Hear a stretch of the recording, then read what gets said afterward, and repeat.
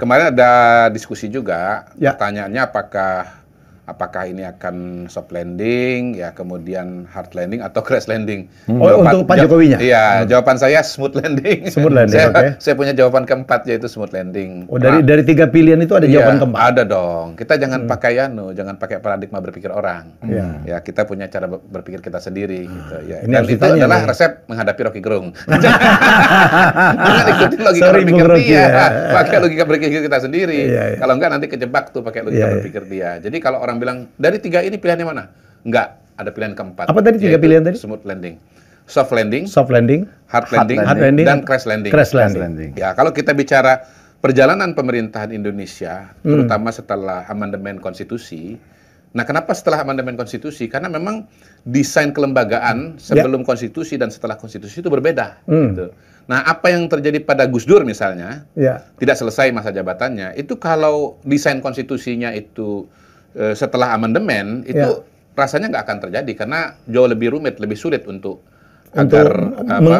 mengimpeach gitu ya. Bukan berarti nggak bisa, tapi pasti akan lebih rumit dan lebih sulit. Prosesnya panjang. Ya, dan memang amandemen konstitusi kita yang dilaksanakan pada eranya Bu Mega itu praktis ya, dominan pada era Bu Mega. Salah satu perubahan terbesar itu belajar dari pengalaman Gus Dur. Gitu. Karena kenapa kemudian menjadi lebih sulit? Sistem presidensil itu salah satu cirinya adalah fixed term. Di situ bedanya dengan sistem parlementer, Perdana Menteri yang tergantung pada jumlah koalisi. Begitu jumlah koalisinya di bawah 50% kan otomatis pemerintahnya bubar. Ya. Artinya Perdana Menterinya turun.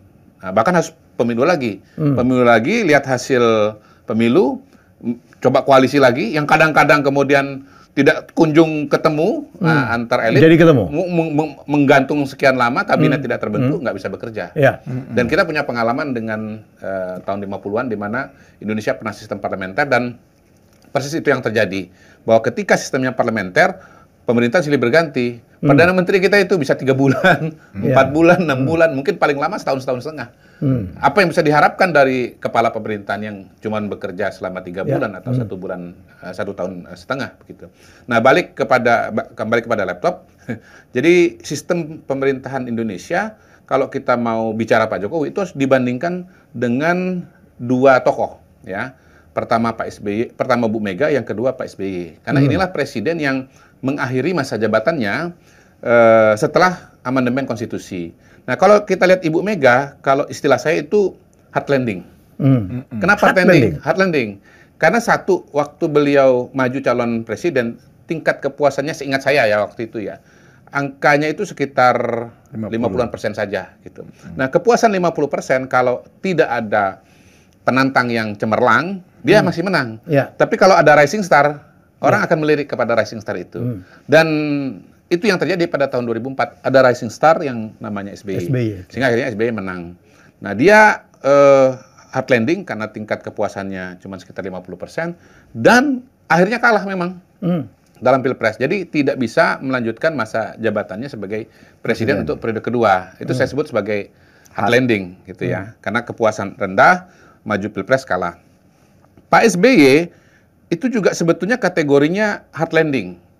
Walaupun dia terpilih 2 kali, tetapi pada tahun 2014 ada krisis pada waktu itu, di mana Partai Demokrat terjadi kasus-kasus korupsi yang besar. Dan bukti hard landingnya adalah Partai Demokrat kehilangan separuh dari suaranya, nyungsep dia. Tetapi Pak SBY relatif selamat karena itu sudah masa jabatan dia yang kedua. Kalau itu terjadi pada tahun 2009 misalnya, itu pasti Pak SBY akan kalah gitu. Dan saya ingat juga menjelang akhir masa jabatannya Pak SBY pada waktu itu, approval ratingnya cuma sekitar 30%, 35. 35, 37. Gitu ya. Nah, sebegitu turunnya ya? Begitu turunnya, begitu rendahnya. Okay. Nah, ini yang berbeda dengan Pak Jokowi. Pak Jokowi itu setahun sebelum masa jabatannya berakhir, approval ratingnya 80%, bahkan 82, 83 gitu. Nah, yang kedua pada hari ini secara dukungan politik juga masih sangat-sangat mayoritas. Dari semua partai politik yang ada di parlemen pada hari ini ya, hasil 2019 ya, bukan bicara hasil 2024 karena belum dilantik kan. Ya. Dari 9 partai politik yang berada di luar praktis masih PKS saja. Tapi PKS pun juga langgamnya sudah langgam udah langgam pemerintah kan gitu kan.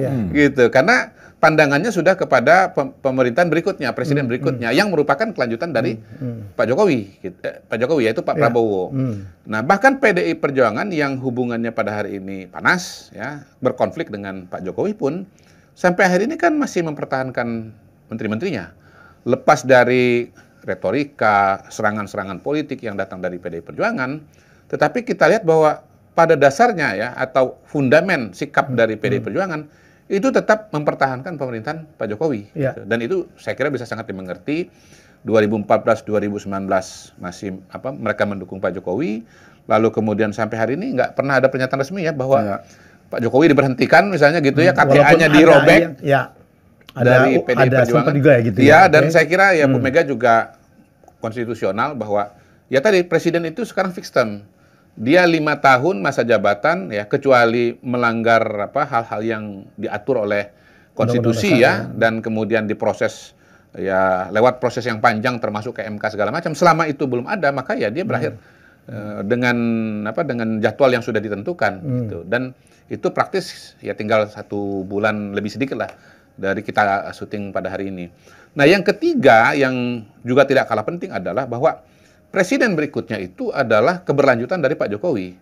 Ya, ini adalah duet. Ya, ini adalah istilahnya itu duit tunggal. Duit tunggal dalam konteks membawa Indonesia menjadi negara maju. Ya. Gitu. Cita-citanya sama, strateginya secara garis besar kurang lebih mirip. Gitu. Dan mereka sudah bersama-sama melalui proses-proses di 2024 ini. Gitu. Dan ya semua kekuatan partai politik hemat saya sekarang matanya kan kepada Pak Prabowo. Dan saya kira peristiwa atau panggung paling menggambarkan situasi dan kondisi pada hari ini adalah acara di Partai Gerindra itu yang bos kita ini hadir kan? Iya, bukti bahwa beliau ini bos kita adalah kita nggak hadir, dia hadir. Kursi paling depan. Kita bukan ya? Kursi paling depan, ya gitu. Jadi benar itu Bang. Bersama ketua-ketua partai yang lain itu. Iya Pak Jeffrey gitu. Jadi pada acara itu Pak Ahmad Muzani ya sebagai sekjen misalnya mengatakan kami mendukung apa yang Bapak lakukan 10 tahun. Kami akan melanjutkan. Pak Prabowo ya ada banyak statement-statement yang indikasinya atau pesannya adalah bahwa ya kita bersama-sama dengan Pak Jokowi, kita akan melanjutkan Pak Jokowi. Kalimat-kalimatnya apa tentu lebih hafal beliau ya karena memang ada di situ ya. Jadi hadir betul, merasakan emosinya, pasti lebih merasuk ke dalam jiwa itu, lebih ingat itu kalimat-kalimatnya itu. Tapi poin saya adalah bahwa Pak Prabowo itu bersama Pak Jokowi. Dan semua pimpinan partai politik, kecuali PDI Perjuangan, ya, ada di tempat itu. Jadi itu sebetulnya semacam rapat komando itu. Partai politik, ya yang lain ini saya akan melanjutkan Pak Jokowi. Dan Anda kalau Pak Jokowi ini dicubit yang merasakan seluruh gerakan Indonesia Raya. Dan Pak Prabowo masih mengatakan gurunya adalah belajar dari Pak Jokowi ya kan? Ya, banyak sekali kalimat, gestur dan yang lainnya yang mengindikasikan bahwa Pak Prabowo itu akan menjaga Pak Jokowi sebaik-baiknya. Jadi semua elemen itu ya mungkin ditambah lagi dengan situasi dan kondisi pada hari ini secara pertumbuhan ekonomi kita 5%, ya kan, inflasi kalau nggak salah 2%, ya. Dulu waktu mulai menjadi presiden inflasi 8%. Rupiah kembali menguat sekarang. Rupiah kembali menguat, ya. Kemudian angka kemiskinan ekstrim itu turun ya dari berapa? 6% apa 8% menjadi 0, sekian persen. Jadi dengan capaian-capaian yang dibuat oleh Pak Jokowi, saya melihat bahwa ya per hari ini Pak Jokowi insya Allah akan smooth landing. Ya. Gitu. Setuju? Pak ya, saya sedikit melengkapi aja apa yang disampaikan oleh Mr. Q. Mungkin contoh yang crash landingnya hanya Bung Karno dan Pak Harto lah, crash landing. Ibu Megawati setuju itu. Gus Dur juga. Ya, Gus Dur juga crash landing karena nggak selesai. Nggak selesai, dijatuhkan. Kemudian Ibu Megawati setuju itu hard landing. Saya rasa kalau Pak SBY nggak terlalu hard lah. Karena hanya dia berhasil menyelesaikan 2 term, partainya aja yang jatuh separuh. Nah, jadi kalau kita lihat gambaran dari Mr. Q tadi, harusnya kita bisa melihat bahwa apa yang dikerjakan Pak Jokowi hari ini menuju soft landing, gitu. Jadi satu-satunya nih ya, pertama kali terjadi soft landing, dan ini pertama kali juga presiden yang berkuasa menyelesaikan 2 term dengan baik dan kemudian mampu menyiapkan penggantinya, penerusnya. Kalau kita belajar organisasi, orang yang sukses sebagai pimpinan organisasi itu bukan saja dia berhasil menjalankan amanat dia sebagai pimpinan organisasi itu, tetapi juga dia mampu menyiapkan penggantinya. Nah, Pak Jokowi kan berhasil menyiapkan penggantinya. Ada keberlanjutan antara diri dia dan diri Pak Prabowo. Gitu. Saya pikir ini untuk pertama kalinya ya. Untuk pertama kalinya, gitu. Ya. Sebelumnya 2014-2019 itu patahan-patahan itu. Selalu patahan. Jadi kalau kita lihat ini kan artinya kita sebagai bangsa Indonesia diberikan kepemimpinan yang hebat dan luar biasa. Dan itu bukan hanya Pak Jokowi, Pak Prabowo juga adalah orang yang hebat dan luar biasa. Karena nggak mungkin dan nggak gampang dan nggak mungkin semua orang bisa. Orang yang dikalahkan 2 kali berturut-turut oleh dalam sebuah kontestasi, dalam sebuah rivalitas, kemudian bersedia menjadi pembantu, artinya menjadi bagian dari kabinetnya Pak Jokowi, sebagai anak buahnya Pak Jokowi, dan dia bisa loyal sebagai menterinya Pak Jokowi, dan kemudian dia pun juga bisa mengatakan kepada Pak Jokowi, dia akan maju kontestasi pemilu presiden kalau Pak Jokowi mendukung dia. Kalau Pak Jokowi tidak mendukung dia tidak akan bersedia untuk melanjutkan ikut kontestasi begitu. Jadi artinya apa? Jadi artinya kita tiba-tiba dihadapkan dengan kenyataan bahwa kita diberikan Tuhan nih 2 pemimpin dengan kaliber yang luar biasa sebenarnya. Dan kita dapat 2 pemimpin yang luar biasa ini di momen yang juga begitu penting.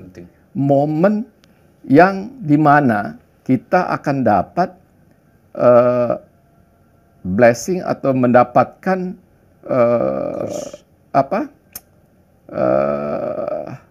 mendapatkan keberuntungan atas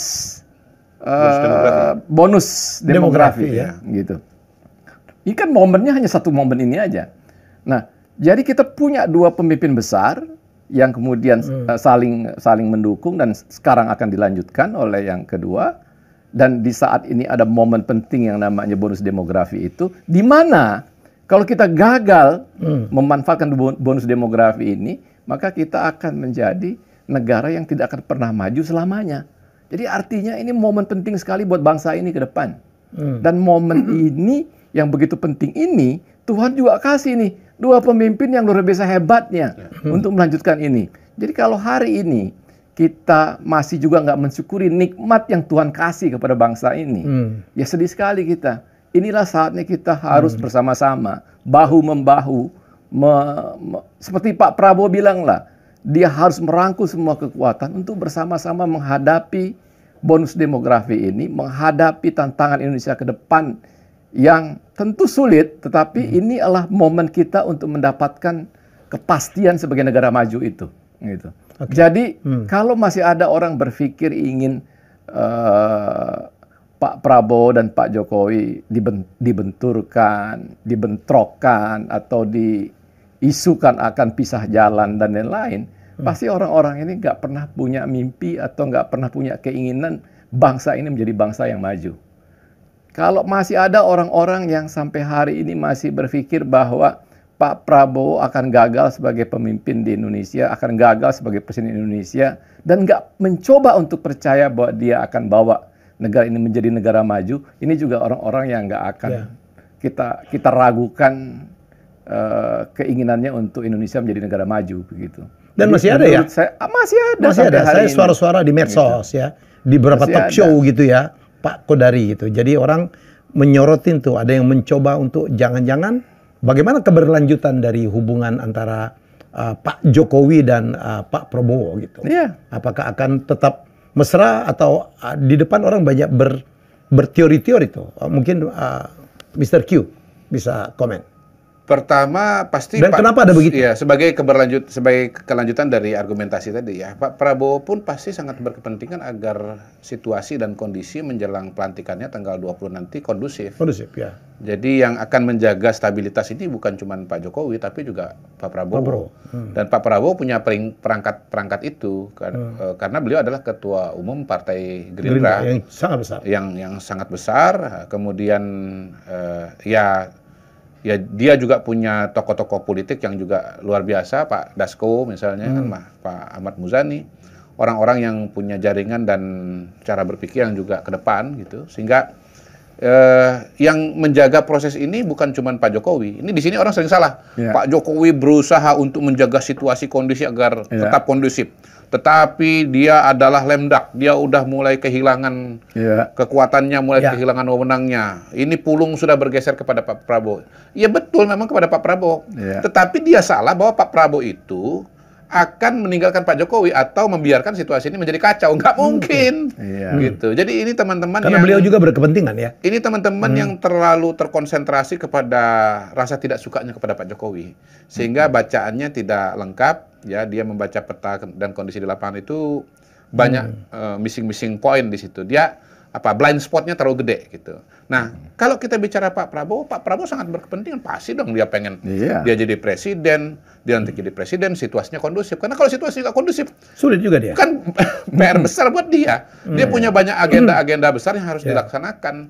Mulai dari makanan bergizi gratis lah. 3 juta rumah. 3 juta rumah. Pertumbuhan ekonomi.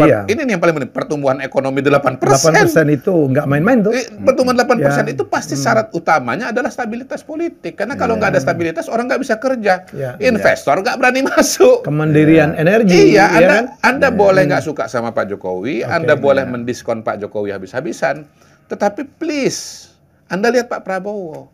Cobalah melihat dari kacamata Pak Prabowo. Gitu. Nah, sekali lagi orang-orang yang mengkonstruksi bahwa Pak Jokowi atau Pak Prabowo ini akan berkelahi, akan berantem, itu dia nggak memahami politik pada tataran yang paling real gitu ya. Dugaan saya dia terlalu banyak baca buku filsafat.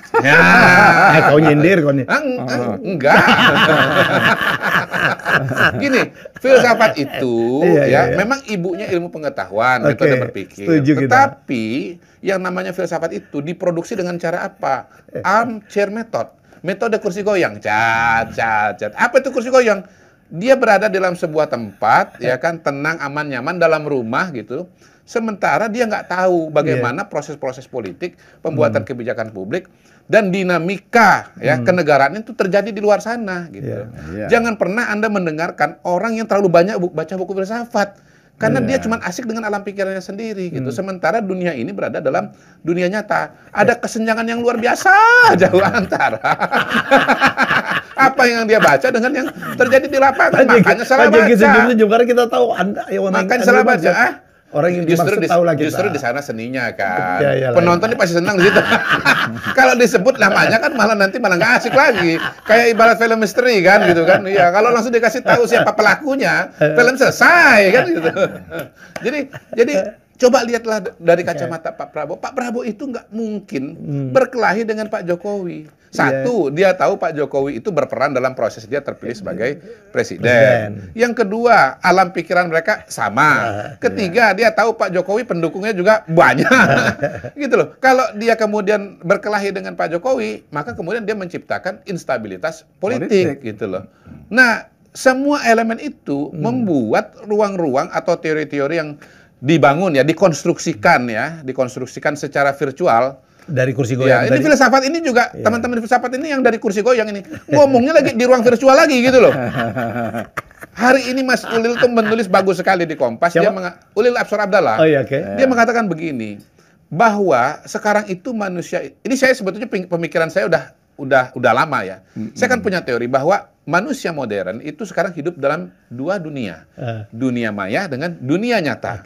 Ya. Nah, antara dunia maya dengan dunia nyata ini makin hari, makin kesini, itu kesenjangannya makin luar biasa. Gitu. Jadi ruang virtual, ruang maya yang disebut oleh Ulil sebagai simulakrum itu pada hari ini bisa sangat berbeda dengan apa yang terjadi di lapangan.